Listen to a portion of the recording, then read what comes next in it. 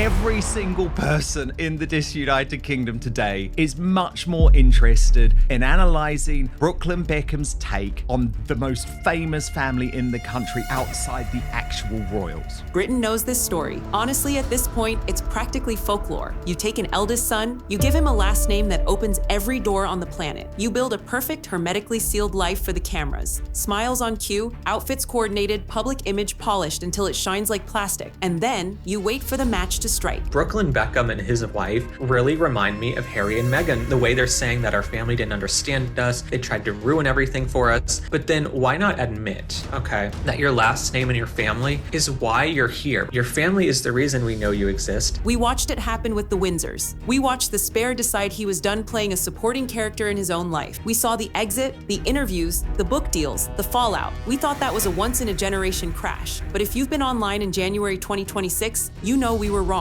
Because history isn't just repeating itself, it's remixing itself. Only this time, the crown isn't royal, it's commercial. And the surname isn't Windsor, it's Beckham. She comes from a very wealthy family. So I don't think she cares about her husband's money, her in-laws' fame. And this may be part of the problem. What Brooklyn Beckham did this month, the post, the fallout, the absolute declaration of war on the brand Beckham machine, it's shocking, sure. But if you've been paying attention, it's not surprising. It's the inevitable result of a specific kind of pressure cooker. The internet is currently losing its mind, asking, is this Prince Harry 2.0? Is Brooklyn the new Harry? Is Victoria the new Charles? These are weird poses for a mum and son. So many celebrities use their sons inappropriately. But that's too simple. That's the headline version. To really understand why this is happening right now, we have to look at the machinery behind these men. Because these aren't just two rich kids throwing tantrums. These are two men who were raised in two very different yet identical experiments. One was raised by a monarchy, the other was raised by marketing. And it turns out those two worlds break people in the exact same way. They've got so much money that they have no sense of purpose. Brooklyn and Harry are similar in that they have absolutely no sense of purpose, and so therefore they're sort of drifting around trying to think that they're important. I mean, when Harry was good and looked after the veterans, then great. Yes. But then again, with Brooklyn Beckham, what do you do when your parents are so successful and so wealthy? Welcome back to Star Spotlight. Today we aren't just looking at the drama, we're looking at the system that created it. Let's be real for a sec. Empathy for the ultra-rich is a hard sell. I get it. It's hard to feel bad for a guy who grew up in mansions when most people can't afford rent. But put aside the money for a minute and look at the psychology. Imagine being born into a job you didn't apply for. Prince Harry was born into an institution older than democracy. From the second he took his first breath, his life was mapped out. School, military,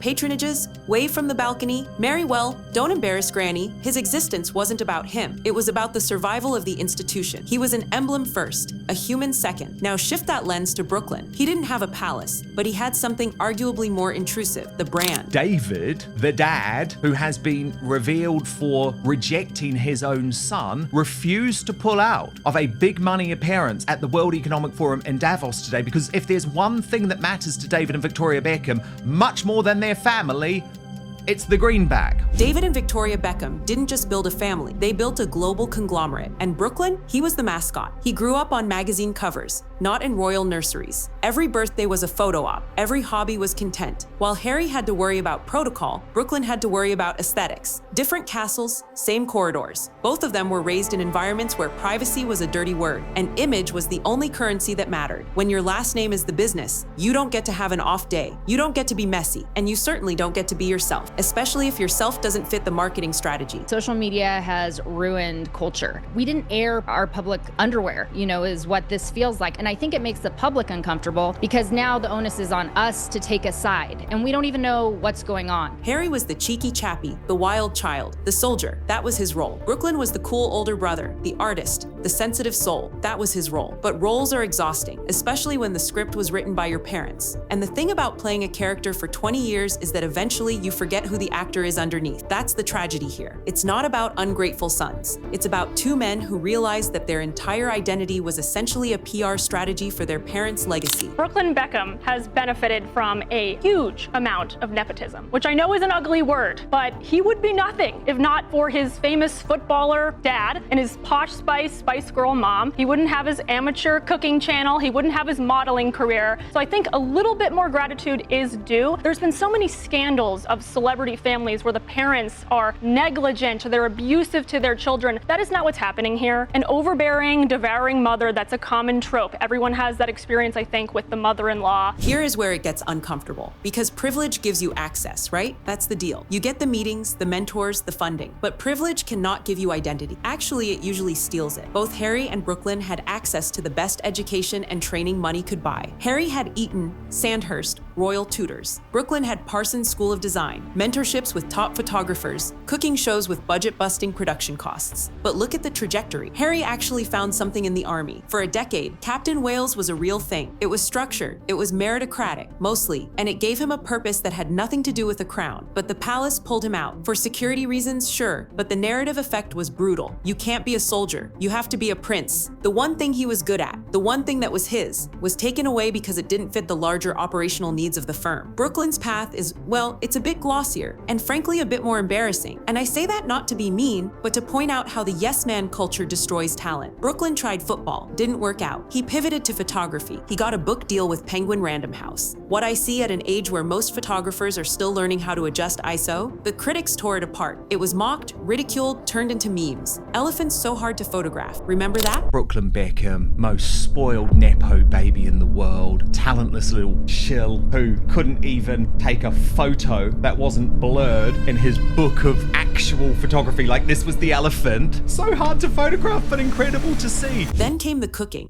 with Brooklyn series. A crew of 60 people, a budget of $100,000 per episode, all to watch him make a bagel sandwich. Here is the problem. In the real world, if you aren't good at photography, you fail. You learn. You get better. In the Beckham world, just like the royal world, you don't fail. You get repositioned. Failure is an inconvenience that can be fixed with a contract. If the football doesn't work, buy a camera. If the photos are bad, buy a kitchen. When you never hit the ground, you never learn how to stand up. Both men were insulated from the very thing that builds character, struggle, and because everyone around them was on the payroll, nobody ever looked them in the eye and said, hey man, this actually isn't very good. Maybe you should practice more. When the wildfires broke out, he and his billionaire heiress wife reportedly crowdfunded $59,000 on GoFundMe to help rescue dogs. Couldn't you just pay for it yourself instead of sticking your hand out? He's driving around in a £1.2 million car. Ooh.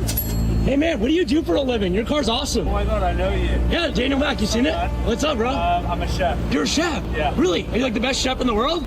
Trying to be. So you end up with ambition without discipline, dreams without sweat, and eventually deep down, you start to feel like a fraud. Harry has spoken about this, the imposter syndrome of the palace. And you have to imagine Brooklyn feels it too. When the world mocks your art, but your circle tells you you're a genius, that cognitive dissonance will drive you crazy. So what do you do when the home you were born into starts to feel like a straitjacket? You go west. It's almost a cliche at this point. When a British public figure hits an identity crisis, they look at a map, find Los Angeles, and say, there, that's where I'll be free. For both Harry and Brooklyn, America wasn't just a change of address. It was a rebrand. It was the land of self-actualization, the land of speaking your truth. It started with a power struggle between Nicola, I think, and Victoria Beckham. And the Beckhams tried to really kind of make amends, but eventually Brooklyn then relocated to America with Nicola. And I think kind of her family got their claws in, as it were. For Harry, Montecito was the anti-palace. No protocols, no courtiers, just Oprah, Tyler Perry, and the freedom to finally say the quiet parts out loud. For Brooklyn, LA was where he could escape the shadow of David Beckham, a national hero in England, and just be a celebrity. But here's the trap. America loves a rebel, yes, but America also loves content. You can't just live in Montecito. You have to pay for the security. You have to pay for the lifestyle. And when your only marketable skill is being the son of famous people, that is what you have to sell. This is where the tragedy sharpens. They ran away to escape their legacy, but to survive in America, they had to monetize it. Harry left the royal family to escape the press intrusion, only to sign deals with Netflix and Spotify that required him to talk about the royal family. Brooklyn wanted to step out of his parents' shadow, but every cooking segment, every brand deal, every interview hinges on the fact that he is a Beckham. They aren't chasing dreams, they are running on a hamster wheel. And the advisors out in California, the PR gurus, the crisis managers, the agents, they aren't helping them find freedom. They are helping them package their trauma for streaming services. Out west, pain turns into podcasts, therapy becomes content, and living authentically usually just means oversharing strategically. California gave them freedom from the institution, sure, but it handed them right over to the algorithm, which brings us to right now. There's been a lot of similarities similarities drawn between Harry and Meghan's unceremonious departure from the crown and now the Brooklyn-Beckham breakup. But in Meghan's case, she knew the serious demands of the royal family. That's a 1,100-year institution. She obviously knew what she was signing up for and did not uphold her end of the contract. Brooklyn, in his case, this is just tainting the business brand, the Beckham family, and he's allowed to do that. January 2026. If you're watching this later, maybe the dust has settled, but right now, it's a mess. The Instagram declaration that Brooklyn posted and then deleted, but not before the screenshots hit Twitter, was the tipping point. We don't need to read the whole thing again, but the core message was clear. I am not a brand extension, I am a person. The specific triggers, the rumors are everywhere. Allegedly, tensions over the usage of the Beckham name in his new business ventures. Allegedly, the friction between his wife's family, the Peltzes, and the Beckhams never actually went away after the wedding drama years ago. It just went underground.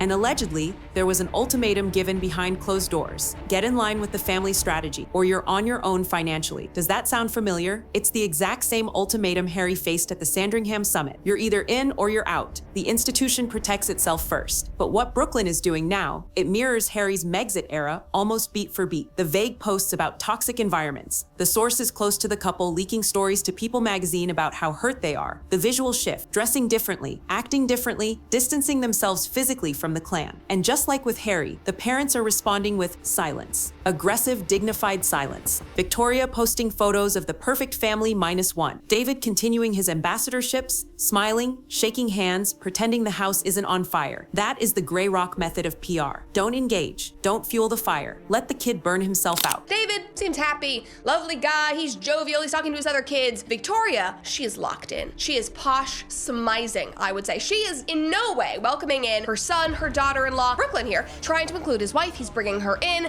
She looks pissed. And she also looks like she is on the verge of tears. But here's the difference. Harry was taking on the British monarch. He was fighting 1,000 years of history. Brooklyn is fighting a lifestyle brand. The stakes are lower, but the personal pain, that looks exactly the same. We have to talk about us, the audience, because we are the ones consuming this. There is a reason these stories follow the same script. It's because we buy tickets to the same movie. When Harry first started talking, we cheered. Good for him. Break the cycle. Then after the Oprah interview, the Netflix doc, the book Spare, the podcast, the other interviews, the mood shifted. Compassion turned to fatigue. Fatigue turned to mockery. South Park did the worldwide privacy tour episode, and suddenly, the rebellion looked like a joke. Brooklyn is currently in the good for him phase. The internet is rallying behind down with the toxic parents, let him cook, ironically, but give it 6 months. If he starts doing paid interviews, if he releases a memoir about how hard it was to grow up with David and Victoria, the tide will turn. Online sympathy is a very fragile currency. It has an expiration date. The moment your pain looks profitable, people stop feeling sorry for you. People forgive mistakes. They forgive messiness. But they do not forgive entitlement masquerading as activism. And that is the danger zone Brooklyn is walking into right now. He is surrounded by American PR teams who are telling him, tell your story, be vulnerable. The world wants to hear it. They are lying. The world wants entertainment. And there is nothing more entertaining than a fallen golden boy. But once the entertainment value dries up, the silence gets very loud. Harry found that out. The phone stops ringing. The Hollywood friends drift away when you stop being the royal rebel and start just being that guy who complains about his dad. Brooklyn is about to learn that lesson the hard way. The Beckham machine, will ensure the mainstream media always side with David and Victoria because David and Victoria sell for them. And this is where it all becomes very, very murky. I said the minute that Brooklyn started to move away from David and Victoria and spend more time with his fiancée and then wife, this is not going to work out well because she is not going to fall in line with their well-oiled machine. Ultimately, take away the cameras, take away the millions of dollars, and what are we looking at? Fathers and sons. Prince Charles, now King Charles, and Prince Harry. David Beckham and Brooklyn Beckham. Both Charles and David are men who define themselves by their work. They are workaholics. They are institutional men. They sacrificed a lot of personal freedom to keep the lights on in the palace or brand. And they look at their sons who have had everything handed to them, who have never had to really grind for survival. And they probably feel a mix of love and resentment. I built this for you. Why aren't you grateful? And the sons look back and say, you built this for you. I'm just a prop in your success story. It's a tale as old as time. time. The Greeks wrote plays about this. But usually these fights happen in living rooms. They happen in therapy offices. They don't happen on Instagram stories. They don't happen in Netflix documentaries. The tragedy of the modern celebrity era is that we have convinced these people that publicity is a form of therapy. We've convinced them that if they just get enough likes, if they just win the comments section, the hole inside will fill up. It won't. You cannot crowdsource healing. So where does this end? If the Harry template is accurate, it ends with estrangement. It ends with Brooklyn and his wife isolated in California, surrounded by staff but cut off from family. It ends with the Beckhams protecting the brand at all costs, cutting the rogue element loose to save the ship. Every empire begins with pride and ends with pressure, and every dynasty eventually produces a child who wants to burn it down. Maybe Brooklyn will be different. Maybe he'll put the phone down. Maybe David and Victoria will get on a plane, drive to the house, and talk to their son without a lawyer present. But I wouldn't bet on it, because in this world, the world of monarchies and marketing, reconciliation doesn't pay the bills. Drama does. The systems that raised these men were designed to create icons, not humans. And when you try to be human in a system built for icons, the system treats it like a virus. It tries to isolate it. It tries to kill it. Brooklyn Beckham isn't just clashing with his parents. He is crashing against the machinery of modern fame. And just like Harry, he's finding out that the machine doesn't bleed. It just reboots. If you want to understand the full timeline of exactly what led to that deleted post, the specific business deals that went sour, and the wedding drama that never actually ended, we did a full breakdown in our previous video. It's linked right here. This is Star Spotlight. We don't just read the headlines, we read between them, because usually the truth is hiding in the things they aren't saying. I'll see you in the next one. Don't forget to subscribe if you want to stay ahead of the narrative.